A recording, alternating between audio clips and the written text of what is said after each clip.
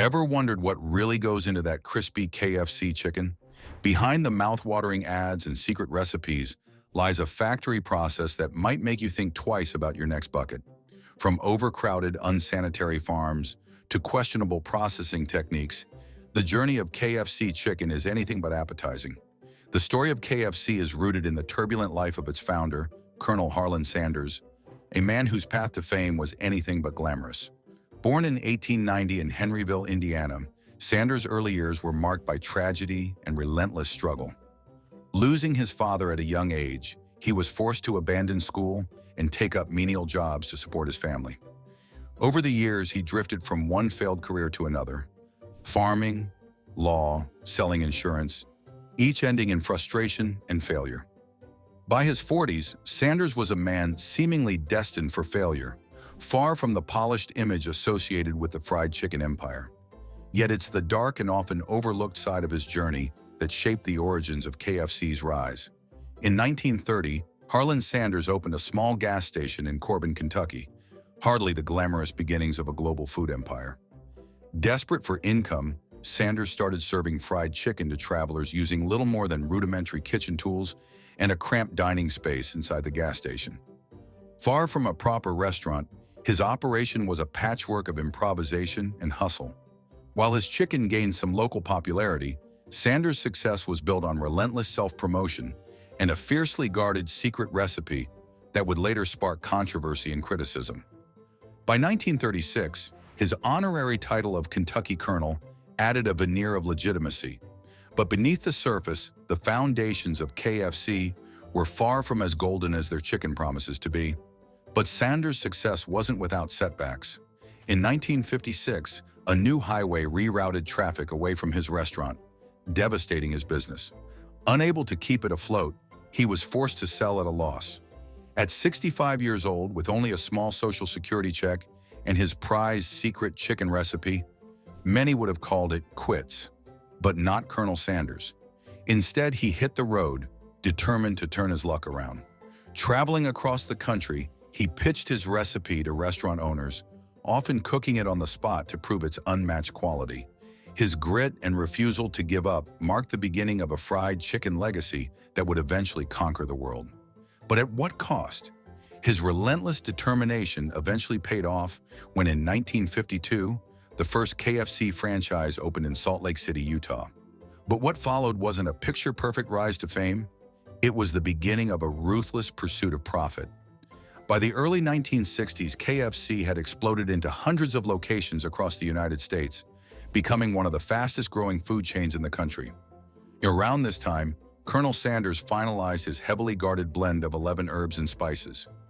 Marketed as a culinary masterpiece, the secret recipe was shrouded in over-the-top secrecy, split into two parts, stored separately, and locked away in a vault.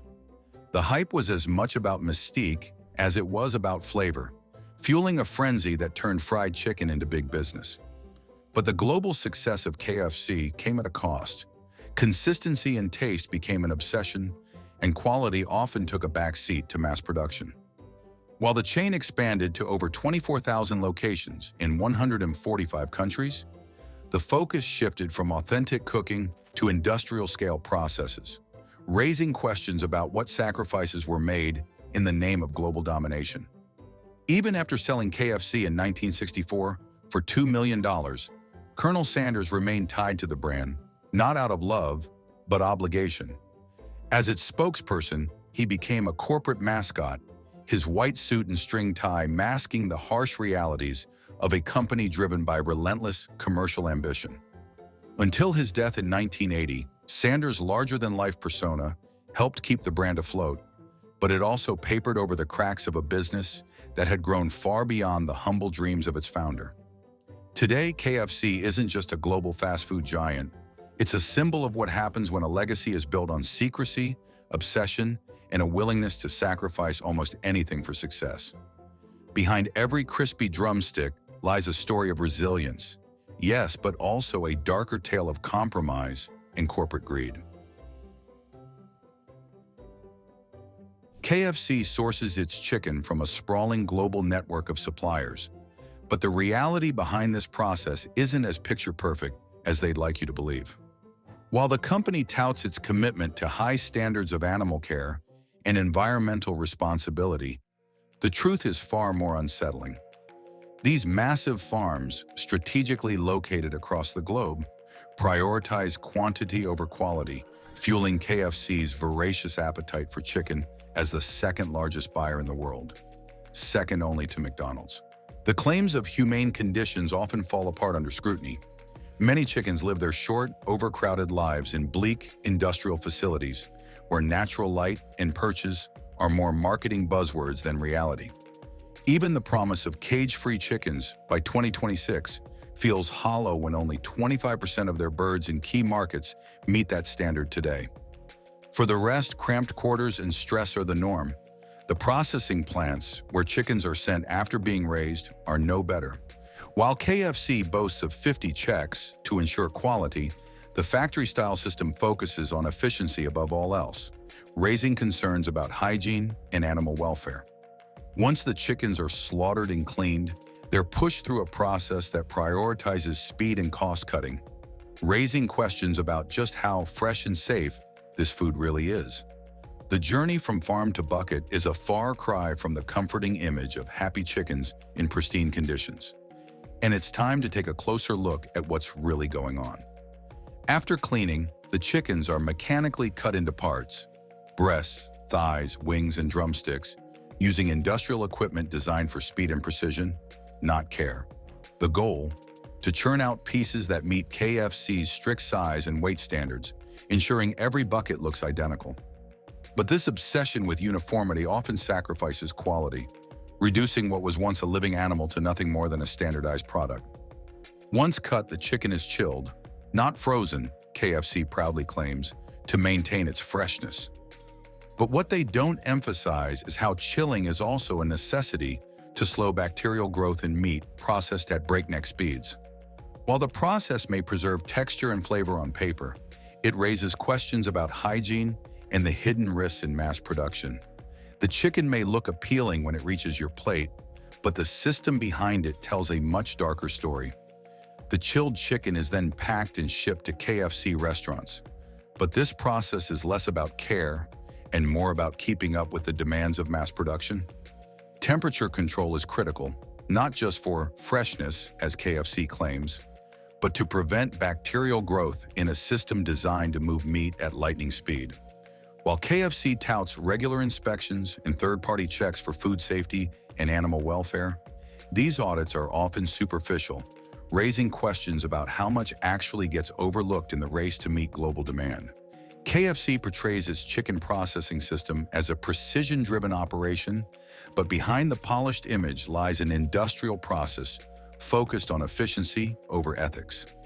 Modern technology may monitor every step, but that doesn't mean problems don't slip through the cracks. The emphasis on consistency ensures that every piece looks and tastes the same, but at what cost? The result may be a crispy, tender meal on your plate, but the reality behind it is far less appetizing. A system where speed, shortcuts, and questionable practices often take precedence over true quality and care. When the chicken arrives at a KFC restaurant, the industrial process continues. This is where raw meat is transformed into the golden, crispy pieces that the brand markets as irresistible. But behind the scenes, the reality is less about magic and more about a tightly controlled production system designed to prioritize speed and consistency over anything else. While staff inspect each batch of chicken for quality standards, these checks are often more about appearance than ensuring genuine freshness or ethical sourcing. The breading process is where KFC's heavily marketed 11 herbs and spices come into play. But the secrecy around this recipe is less about culinary history and more about creating a mystique to distract from the mechanical mass production of the food. The chicken is dipped in cold water and coated with seasoned flour using the seven-fold technique, a repetitive hand-breading process aimed at creating a uniform crunch. While it may sound artisanal, it's a method designed for efficiency and standardization, stripping the food of any individuality or authenticity. Finally, the chicken is pressure fried, a process hailed by KFC as revolutionary. In truth, this method is less about flavor and more about speeding up cooking times and reducing costs. What's presented as a carefully crafted recipe is, at its core, a highly industrialized process designed to churn out identical pieces of fried chicken with little regard for the story behind the bird on your plate. In the pressure fryer, KFC chicken is cooked rapidly under high pressure, a method designed more for speed and efficiency than for flavor. While this technique locks in juices, it also traps excess oil, resulting in meat that's far from as fresh or healthy as KFC would have you believe. Cooking in just 15 minutes may sound revolutionary, but it's really about mass production, cranking out as much chicken as possible to meet the relentless demands of fast food. After frying, the chicken is drained of oil, though not nearly enough to make it less greasy, and then kept under heat lamps to stay fresh. This reheating method prioritizes convenience over quality, often leaving the chicken overly dry or soggy, depending on how long it sits. KFC staff are tasked with closely monitoring cooking times and temperatures, but with the sheer volume of chicken being fried daily, consistency can be hit or miss. What KFC markets as a perfectly executed process is, in reality, a high-speed assembly line that values quantity over care. Behind every bucket is a system optimized for cost-cutting, not culinary excellence, leaving you with a meal that's far more about marketing than flavor.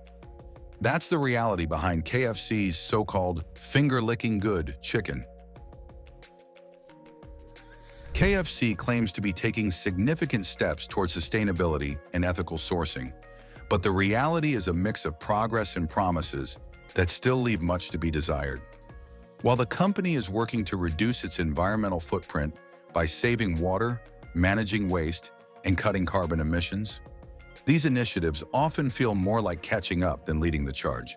Yum! Brands, KFC's parent company, has pledged to cut greenhouse gas emissions by 46% by 2030. A bold target, but one that highlights how much harm their operations have already caused. On the animal welfare front, KFC is making efforts to reduce the use of antibiotics in its chicken supply, a step in the right direction.